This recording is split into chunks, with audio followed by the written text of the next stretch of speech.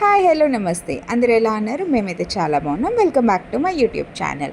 So ఈరోజు short వీడియోలోనే వచ్చి మీకు ఒక హెల్తీ డిష్ చూపిస్తాను. ఎస్ అండి, ఇది అరటికాయలతో చేసింది.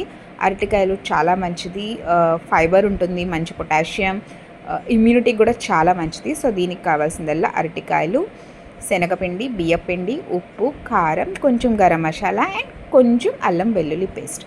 సో ఇదైతే నేను బాయిల్ చేసి మంచూరియా చేయబోతున్నాను. సో ఇవన్నీ కలిపేసి లిటిల్ వాటర్ యాడ్ చేసుకొని ఇలా అంటించుకోవాలి.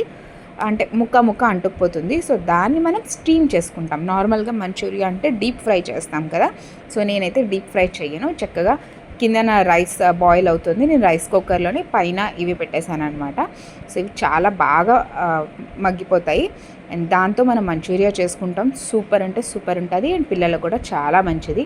చూసారా, ఇది ఉడికిపోయినాక ఇలా ఉంటుందన్నమాట. ఇది మనం ఉత్తినే ఫ్రైలా కూడా చేసుకోవచ్చు. నేను చూపిస్తాను చూడండి, కత్తితో కట్ చేసి, అంటే చక్కగా బాయిల్ అయిపోయింది.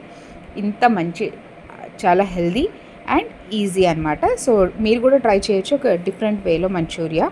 సో దీన్ని నేను కడాయి పెట్టుకొని, అది ఆల్రెడీ బాయిల్ అయిపోయింది కాబట్టి కొంచెం గ్రీన్ చిల్లీస్, ఆనియన్, దాన్ని ఒకసారి అలా వేపేసి, మూకుడు ఏంటి ఇలా ఉంది అనుకోకండి, అప్పుడే నేను కొన్ని స్నాక్స్ చేశాను. సో ఆ మూకుల్లోనే ఇది నేను చేసేస్తున్నాను అనమాట. సో ఆయిల్ కూడా కొంచెం తక్కువే పడుతుంది.